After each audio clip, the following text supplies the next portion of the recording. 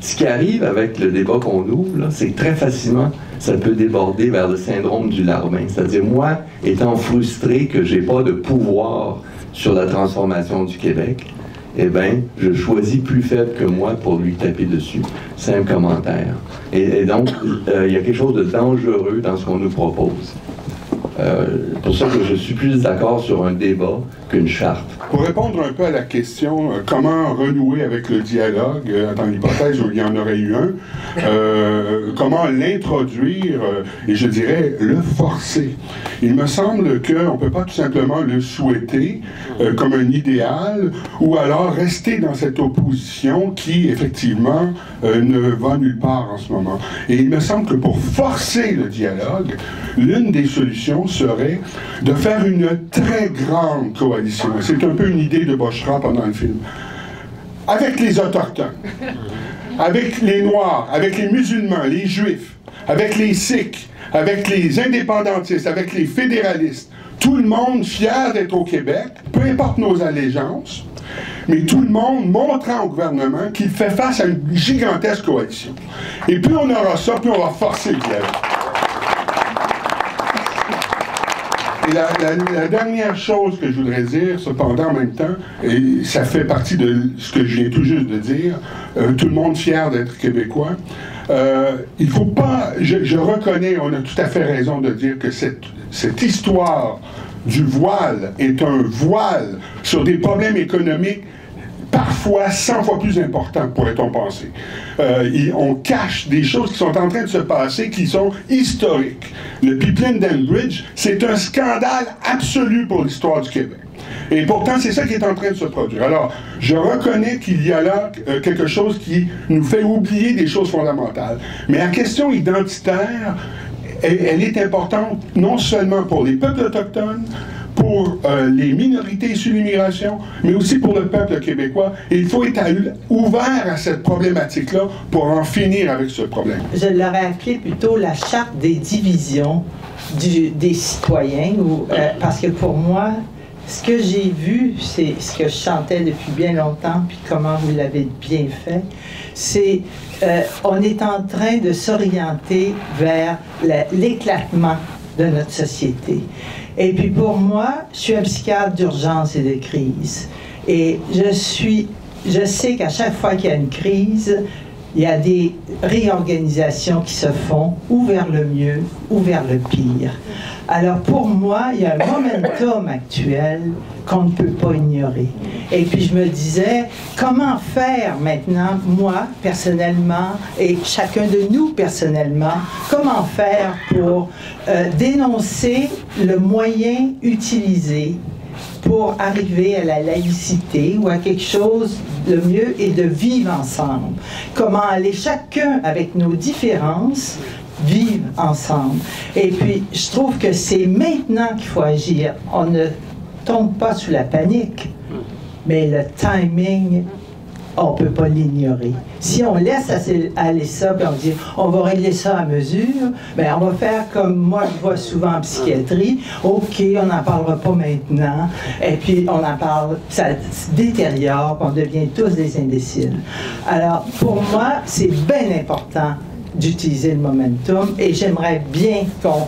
moi, ça sera c'est dans ça que je vais aller dans les prochaines semaines, prochains mois, comment présenter ce film pour réaliser que le moyen que nous utilisons, que le gouvernement nous propose, la nature du moyen nous donne le résultat où on va arriver. Le moyen diviseur, on va arriver avec la division. Alors pour moi, c'est, je vais regarder comment vous allez nous aider à nous remobiliser avec l'outil, la charte des divisions, des distractions. Je voudrais juste rebondir sur deux points. D'abord sur le point de M. Seymour sur l'idée d'une coalition large. Je pense qu'on vit des moments difficiles par rapport aux associations à connotation communautaire ou religieuse, musulmane particulièrement, Vous avez remercié Dalila Ouada de garder le sourire devant toute la violence morale, verbale dont elle est victime. Je tiens d'ailleurs à remercier Laila Abdel que j'ai vu derrière, qui est une des toutes premières militantes musulmanes féministes qui a osé prendre la parole en public. Aujourd'hui, tous les musulmans, et spécialement toutes les musulmanes qui osent parler en public, vont se faire salir d'une manière systématique et organisée à travers principalement quelques sites et leurs relais d'une manière assez... Alors je ne sais pas si vous imaginez les conséquences que ça peut avoir sur les vies de ces gens. Moi je connais personnellement, et ça fait des années que ça dure, ça n'a pas commencé avec la charte. Je connais des gens dont la vie a basculé, pour prendre un point,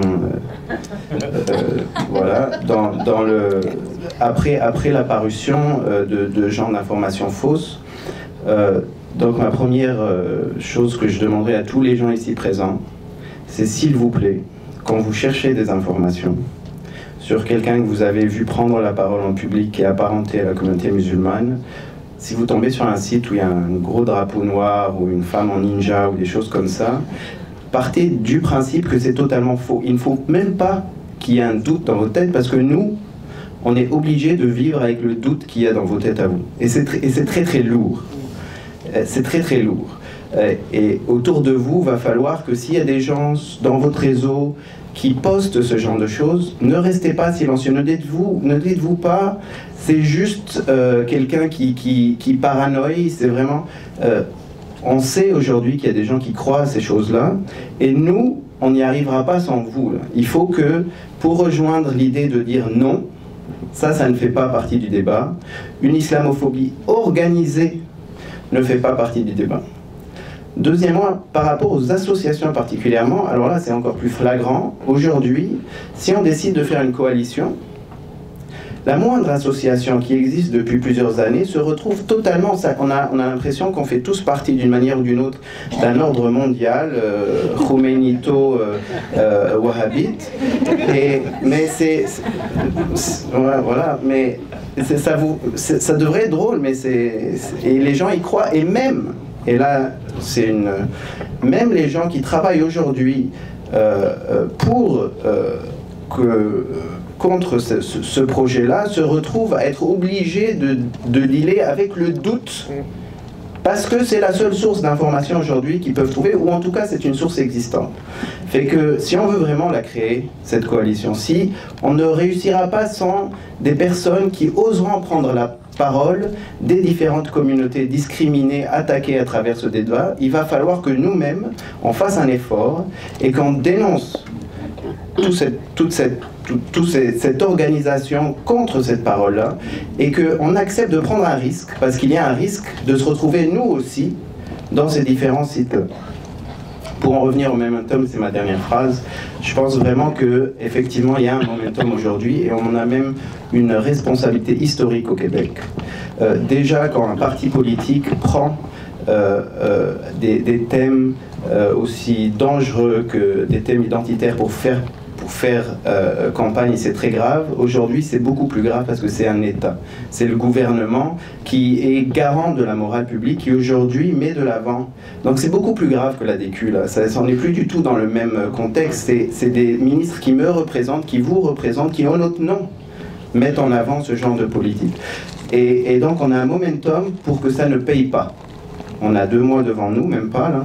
Et il faut que aujourd'hui au Québec, on trace une ligne rouge tous ensemble, et que tous ensemble on dise voilà, si on va faire campagne sur la haine du musulman, la haine du juif, la haine de l'Amérindien, des Premières Nations, la haine des Noirs, la haine de qui que ce soit, c'est la recette pour perdre les élections et non pas pour les gagner. Et ça veut dire qu'il ne faut pas seulement voter. Va falloir qu'on s'implique tous, quel que soit le parti politique qui nous représente, que ce soit à travers du temps, que ce soit à travers une mobilisation, que ce soit à travers du bénévolat, et évidemment aussi à travers des dons. Il va falloir qu'on s'y mette tous pour que ça marche pas, parce que honnêtement, on est parti pour un demi-siècle de merde. Là. Pour ce qui est du racisme, je pense que c'est un fait que beaucoup de partisans de la charte, y compris dans ces manifestations les plus dures, ne sont pas des racistes. Ce ne sont pas des gens qui croient qu'il existe des races inférieures, qu'il existe des gens chez qui, aux différences physiques, correspondent aussi une infériorité intellectuelle ou morale, ce qui est la doctrine raciste, en fait. Ce n'est pas ça. Non, ce n'est pas du racisme, mais ce qu'on voit dans la charte, c'est un substitut du racisme. C'est quelque chose qui occupe la même fonction que le racisme. C'est une façon de mettre des catégories, de mettre une catégorie de personnes à part et d'en faire des boucs émissaires et de les stigmatiser et de se décharger sur eux des problèmes que vit l'ensemble de la société. Donc, elle remplit cette charte, elle remplit un peu les mêmes objectifs qu'un projet raciste. Il faut rester conscient de ça, parce que comme on a dit, demain, ce sera peut-être les homosexuels qui auront la même fonction aussi, à qui on attribuera le même rôle de déversoir de la colère populaire. Cela dit, tout en étant conscient de ça, il faut évidemment éviter de trop le montrer. Très important d'être respectueux dans les dialogues que nous avons avec les gens qui ne pensent pas comme nous. Sans ça, comment pouvons-nous espérer les amener à changer? Je suis plutôt en général une grande gueule, mais il s'est avéré qu'avec cette charte, j'ai reculé devant le pseudo-débat qui s'en venait parce que c'était trop de mauvais souvenirs pour moi. J'ai grandi en France de parents immigrants. J'ai vu mes parents se faire humilier. J'ai eu la chance d'être fille d'Espagnols, ce qui n'était pas le pire quand j'étais petite, le pire. En France, on a des vagues de racisme. Bon, maintenant, on en est aux homosexuels, mais bon, quand j'étais petite, c'était les Portugais, après c'était les Espagnols, après ça a été les Arabes, et puis etc. etc. Et donc, je savais que je n'allais pas avoir le sang-froid nécessaire pour dialoguer. Il me vient des envies de meurtre assez rapidement quand je vois grandir des choses qui m'ont fait quitter la France. C'est insupportable pour moi. La raison pour laquelle je voulais prendre la parole, c'est que je ne sais pas comment gérer la haine décomplexée qu'il y a dans les médias. Bon, madame, tantôt, c'est Cécile, ça, qui est psychiatre, disait « on ne peut pas laisser n'importe quoi se dire ». Le problème, c'est que le n'importe quoi, il était déjà là pendant la grève étudiante. Pendant la grève étudiante, il y avait déjà des gens, des décérébrés comme Martineau, Gendron, etc., qui ont la parole sur la place publique et qui peuvent carrément inciter à la haine.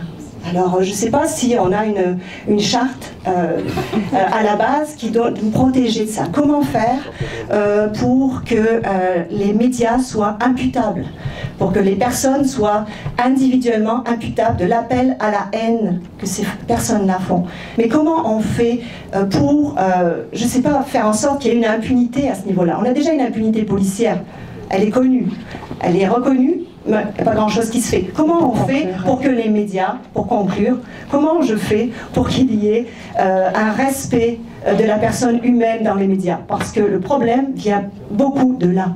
Quand ça a commencé un peu à l'image de ma camarade Isabelle, moi j'ai vite ne plus voulu en entendre parler, ne plus vouloir y participer, ça m'horripilait et même que ça me faisait peur.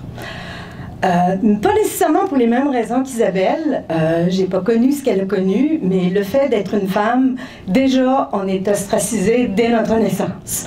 Alors ça nous rend beaucoup plus sensibles à une multitude d'événements qui sèment notre vie. Moi, mes raisons, c'est que je me suis vite rendu compte, je savais déjà, mais là ça m'est apparu en pleine face, c'est que la démagogie, elle est pas de gauche, elle n'est pas de droite nécessairement, elle peut aussi être de gauche. Et je trouvais, et je suis très contente d'être venue ici aujourd'hui. Je suis venue d'abord parce que j'ai plein d'amis, j'ai plein de camarades, mais je suis venue aussi parce que moi, je veux avoir la liberté de penser. Et de penser tout haut, et de me questionner, et de douter. Je trouve que c'est important, et c'est comme ça que j'ai élevé mes enfants, et c'est comme ça qu'on avance. Et là, je me suis retrouvée dans un milieu où je n'avais plus aucun droit de penser, de douter, de remettre en question. On est en train d'encaisser, nous, les Québécois qui sommes venus au monde ici, ce qu'on a fait aux Autochtones, de bien comprendre, de bien saisir et de les écouter et d'aller vers eux et surtout de les laisser venir vers nous. Et il faut continuer ça. Et si ce film-là veut faire œuvre utile, il faut ouvrir la porte à tous et à toutes.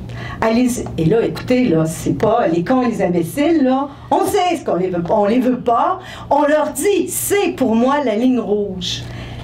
Mais moi, le signal d'alarme, c'est l'ouverture.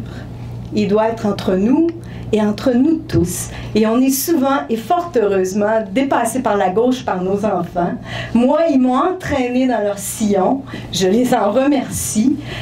Et je veux continuer à penser et à découvrir, mais avec mes doutes et avec ce que je suis. Et comme disait mon fils aîné, « Maman, on est des citoyens du monde. » Et bien voilà, je suis aussi une citoyenne du monde. Dans Facebook, moi et certains autres amis, on s'est mis volontaires pour aller sur des pages Facebook de péquistes, justement pour les contredire tout le temps, les achaler. Et c'est mon activisme à moi là-dessus. Et je dois dire que j'ai dû prendre des breaks d'une couple de semaines parce que des fois, c'est assez pesant. Je voulais dire, en fait, je suis d'accord avec le propos du film. Je voulais apporter quelque chose qui n'avait pas été apporté, qui n'avait pas été discuté encore, peut-être pour enrichir le débat. C'est notre régime démocratique. C'est que, en fait, le débat de fond existe, forcément, parce qu'on ne serait pas en train d'en discuter, mais il a été provoqué par, à mon sens, de l'électoralisme. Et l'électoralisme vient de la mauvaise état de notre démocratie. C'est qu'en ce moment, on est dans un régime parlementaire britannique qui est parmi les plus anciens au monde et qui crée forcément, qui est basé sur des camps, des partis, des gros blocs qui s'entre-déchirent. C'est un effet tribal, puis tout le monde veut tuer l'autre. Et moi, j'ai des amis qui étaient dans le Parti québécois, avec qui je pouvais discuter souvent, et du jour au lendemain, sont devenus des fervents de la charte. Je dis, ça fait 10 ans que je te connais, tu m'as jamais parlé de ça. Tu sais, ça vient d'où, ça? Puis il y avait comme une maladie, là, que le parti disait de dire ça, puis il le disait, puis là, il n'y avait plus moyen d'avoir de débat raisonnable. Et quand je vais aller plus loin dans le débat, je me suis dit, dans le fond, c'est la partisanerie à outrance, tu sais, je veux dire... on le sait, pourquoi c'est des distractions, on le dit, c'est pour se faire élire.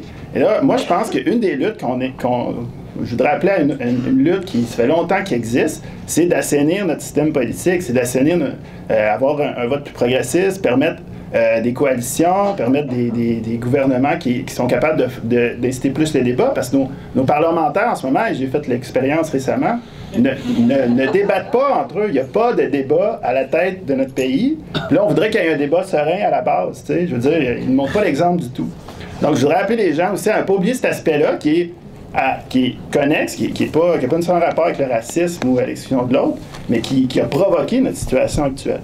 Donc, voilà, je voulais juste dire aussi que, juste une parenthèse, comme militant écologiste, moi, j'étais impliqué beaucoup dans la lutte contre les pipelines, les hydrocarbures.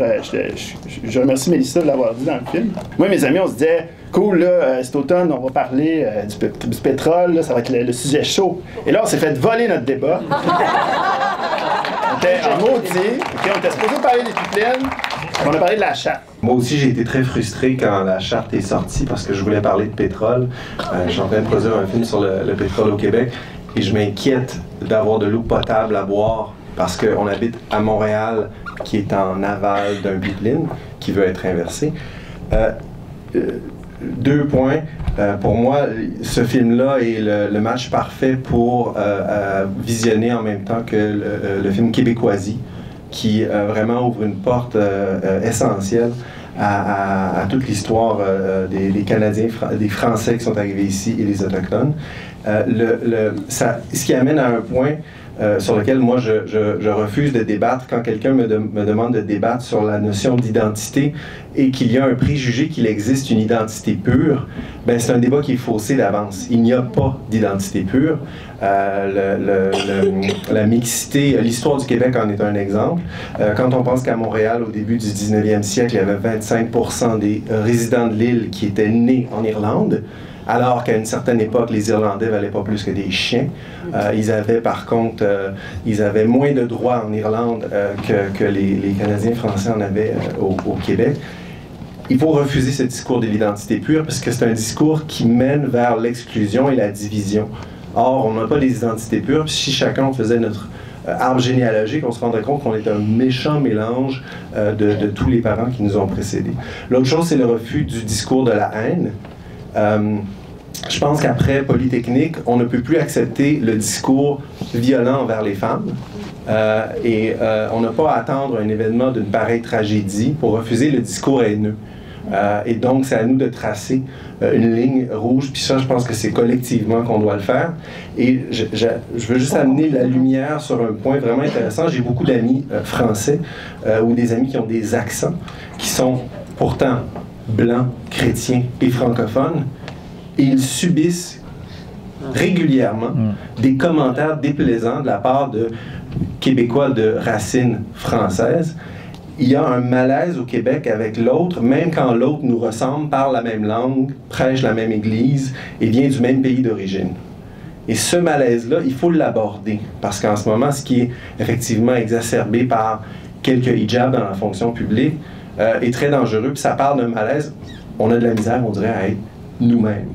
Donc, à partir de maintenant, je fais foi de refuser les commentaires désobligeants envers les gens qui ont des accents français et tout le spectre des commentaires intolérants qui s'expriment, puis je vous invite à faire de même. Je voudrais très rapidement suggérer deux choses. Je sais que Québec Inclusif parlait de faire une tournée au Québec. Je trouve ça excellent. Je voudrais souligner le fait que la Commission des droits de la personne et de la jeunesse offre des ateliers pour désapprendre les préjugés. Eux ont la capacité de le faire. J'ai déjà tenu un de ces ateliers à Outremont. Ça fait énormément de bien, ça prend comme 16 personnes à la fois, et c'est une façon d'ouvrir la porte dans un contexte où les gens peuvent s'exprimer, mais n'ont pas à faire leur show. Hein?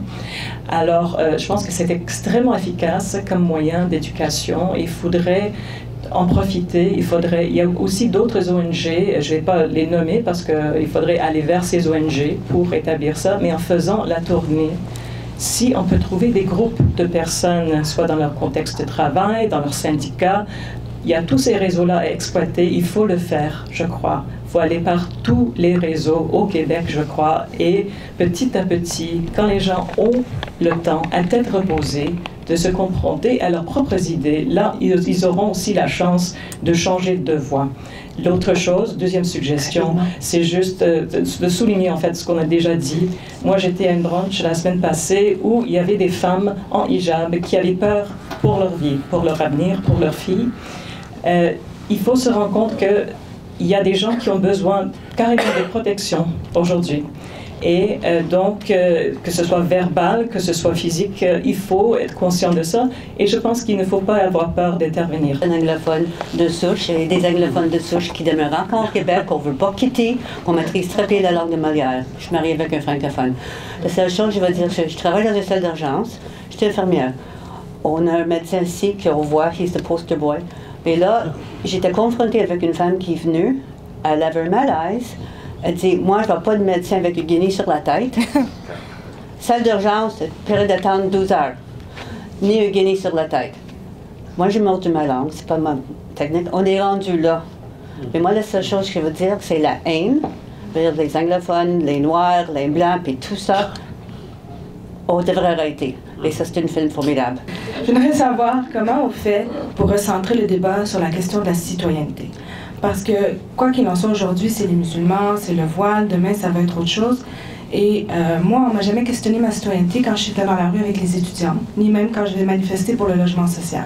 Ma citoyenneté est questionnée quand il est question de séparer le nous du vous et de l'immigrant qui aurait ou pas les mêmes droits que tous les autres citoyens canadiens. Comment le faire dans un contexte où le Canada s'apprête à mettre en place des règles d'immigration qui feraient deux catégories de citoyens canadiens, certains qui pourraient perdre leur citoyenneté, d'autres qui ne pourraient pas.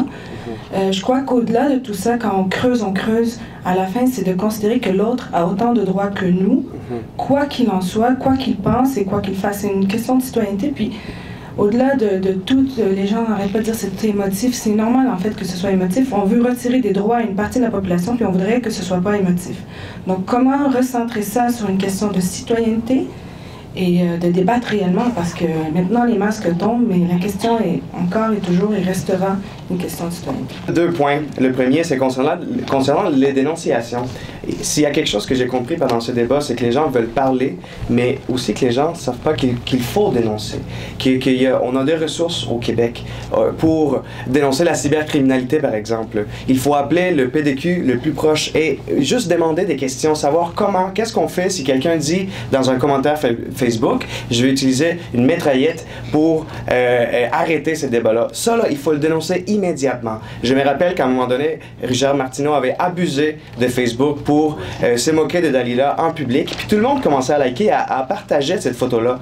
Nous, ensemble, un groupe de 10-50 personnes chez Québec Inclusif, on a commencé à dénoncer ça, on a dénoncé sur Facebook et sur la place publique, et il a retiré la photo. Donc, c'est une question de solidarité à laquelle on doit tous adhérer. Mon deuxième point, très rapidement, puis c'est une question pour vous, c'est quoi la fin? Elle est où la fin de ce débat-là? Puis, pour moi, je suis latino-américain, et s'il y a quelque chose qui m'a beaucoup choqué dans ce débat, c'est que tous les latino-américains sont pour la charte. Les Mexicains sont pour la charte, les Péruviens sont pour la charte. Et là, je me suis posé la question, mais pourquoi? Mais nous, on vient des pays colonisés, OK? On a détruit nos racines, on a détruit notre côté autochtone, aborigène. On l'a complètement... Je suis en partie autochtone ou des Premières Nations. Je connais pas ça parce qu'on m'a dit que j'étais catholique. Puis, on vient de ça. On a toujours eu le complexe de la domination dans la tête.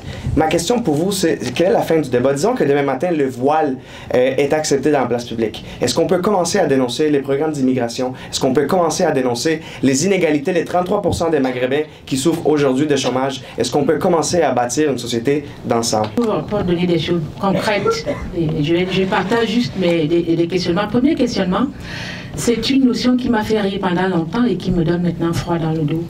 C'est la notion de pure laine. Et nous savons, à travers l'histoire, comment l'idée de pureté d'un groupe peut faire des ravages. Au Québec, on ne peut plus s'en cacher. Nous avons des gens qui sont purs et des gens qui sont impurs. Et ce que je suggère, c'est que dans l'inconscient collectif, et même dans les jokes et tout ce qu'on dit, qu'on commence à travailler là-dessus, à dire qu'on ne peut plus continuer à accepter. Nous l'avons accepté, on est complices. Moi, je riais beaucoup de ça. J'ai plein d'amis pure laine, ça me faisait rire. Mais depuis un certain temps, en écoutant la radio, je ris plus de pure laine ou de pure, parce que le débat se catalyse autour d'un groupe qui se veut d'une certaine pureté et qui ne veut pas être sali. Donc, ils ne veulent pas prendre des tâches, ça peut être des tâches religieuses, ça peut être des tâches, je vais dire, raciales, ça peut être des tâches économiques, on ne sait pas, mais c'est extrêmement dangereux et ça se catalyse. Et nous avons une jeunesse qui est en train de se construire autour de l'idée d'un groupe de purs et de groupes d'impurs. Maintenant, les impurs qui sont à la une vont changer. Aujourd'hui, c'est certainement le voile. À un moment donné, ça va certainement... Il y a plein de choses qui arrivent. Deuxièmement, ce que je suggère aussi, c'est qu'on ramène le débat au niveau du débat républicain et du débat de la gouvernance. C'est de ça qu'il s'agit. Parce que si nous ramenons le débat sur la gouvernance, nous allons mettre sur la table des véritables questions qui concernent les citoyens. Et nous allons mettre sur la table la protection des droits fondamentaux. Parce que le gouvernement actuel ne s'occupe pas de protéger les droits fondamentaux, mais s'occupe à opposer les citoyens pour faire rapidement des choses à côté. On ne peut pas prétendre protéger des femmes en faisant l'hypothèse extrême que les femmes qui portent des signes religieux ostentatoires, et je mets toujours la croix là-dedans, la croix, le voile, je ne sais plus, tout ce qui a été dessiné. Si on fait l'hypothèse extrême que ces femmes-là sont opprimées, le pouvoir ne peut pas ajouter l'oppression à l'oppression. Ça veut dire que plus elles sont opprimées, plus elles sont obligées d'y aller, plus le gouvernement doit les protéger. Donc la réponse à dire oui, vous êtes vraiment... moi, de plus en plus, je dis, si on dit oui, si vous êtes croyant, c'est parce que vous comprenez rien. Je dis oui, c'est pour ça que j'ai besoin d'être protégé. Si tu as le foulard, c'est parce que tu es opprimé. Je dis justement, j'ai besoin d'être protégé. Plus je suis opprimé, moins je comprends, moins j'ai de droits, plus le gouvernement doit me protéger dans mes droits fondamentaux. Merci. Donc, deux suggestions, je peux. Je suggère deux choses. La notion de pure laine, j'ai fini. Pure laine, ça fait rire, mais on devrait bien réfléchir à ça. Et l'autre idée, c'est l'idée de se dire que c'est un débat républicain. Donc le débat républicain, c'est la responsabilité des gouvernants de protéger les droits fondamentaux des personnes. Le débat sur la charte a dérapé parce que la charte est baptisée la charte sur la laïcité. Et je pense que si on est plus ou moins démocrate, on reconnaît que la laïcité est importante pour un pays démocratique et que la laïcité est un principe de gouvernance qui est non négociable pour les États modernes. Ça, c'est clair, net et précis. Mais ce qui est important, c'est aussi de reconnaître que le principe de base de la laïcité, c'est que l'État ne se mêle pas des questions de liberté de conscience et les religieux ne se mêlent pas des questions politiques. Et c'est le fondement même de la République, c'est-à-dire la division des pouvoirs, la division entre le pouvoir religieux et le pouvoir politique. Et c'est l'État qui a la responsabilité de garantir la liberté de conscience des citoyens et des citoyennes.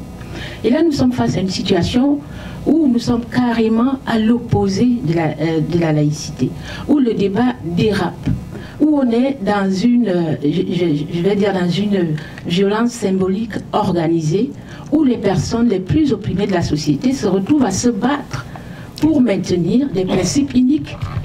Les femmes se retrouvent à se battre entre elles, à se crêper le chignon sur un hypothétique foulard. C'est très grave.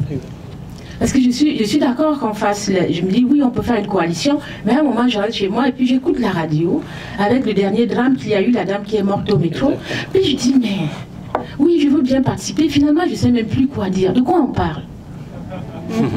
Si on parle de laïcité, on va dire oui, la laïcité est importante, c'est un principe de gouvernance.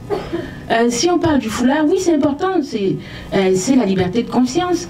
On est au Québec, oui, je crois, parce que le Québec garantit, c'est les libertés. Et du coup, le dialogue est extrêmement important parce qu'on est compris au piège. Si on dit je suis pour la laïcité, on vous répond alors le voile. Il n'y a pas de lien entre la laïcité et le voile. Le voile est un relais. Et on parle de voile, on a oublié de parler de la croix. Moi, je suis chrétienne. Moi, j'ai mon chapelet dans mon sac, personne ne peut me l'enlever. C'est la liberté, on parle de la liberté de conscience. Je pense que si nous faisons une coalition, nous devons nous mettre debout pour être sûrs et certains que ceux qui veulent croire vont croire, s'ils veulent être musulmans, ils seront musulmans, ceux qui veulent être catholiques seront catholiques, ceux qui veulent être whatever seront ce qu'ils veulent, et que c'est l'État qui garantit la liberté de conscience. Maintenant, quand on arrive à un niveau où l'État dessine ce qu'on appelle des signes religieux ostentatoires, c'est grave.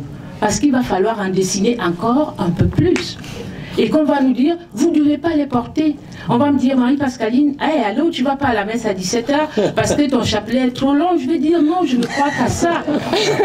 En plus, le sentiment d'insécurité pour les immigrants grandit. Quand nous sommes arrivés ici, nous sommes venus avec un idéal de liberté.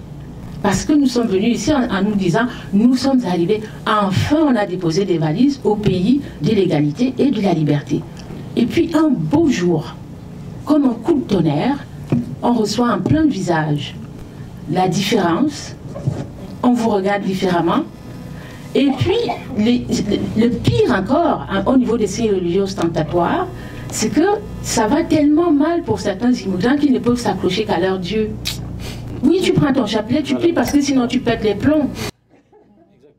Non, dites-moi pas de laisser mon chapelet. Signe religieux ostentatoire, je l'ai dans mon sac, là, mon signe religieux. Quand ça va mal, je tiens mon chapelet. Je ne sais même pas ce que je marmonne, mais ça fait que je suis un peu équilibrée. Donc, ce que je voudrais dire en fait, c'est que il y a d'un côté la question de la gouvernance, qui est une question réelle. C'est vrai que c'est important de vivre dans un État laïque. Mais il y a aussi d'un côté la protection de la liberté de conscience, qui fait que lorsque le gouvernement décide de désigner certains signes, de choisir quels sont les signes religieux qui sont ostentatoires, ça devient un problème. Le pire encore, c'est qu'on est tellement écarté du vrai débat que là maintenant, quand on regarde les manifestations, quand nous sommes dans la salle, on se retrouve à parler de choses qui, à la fin, quand on regarde, mais de quoi on parle? Les femmes disent, il y a des femmes, il y en a qui vont porter le voile, etc.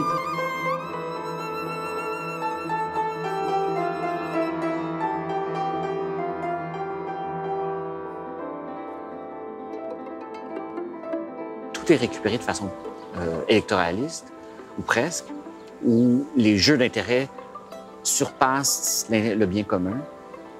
Et ça, c'est ça qui m'attriste le plus dans toute cette histoire.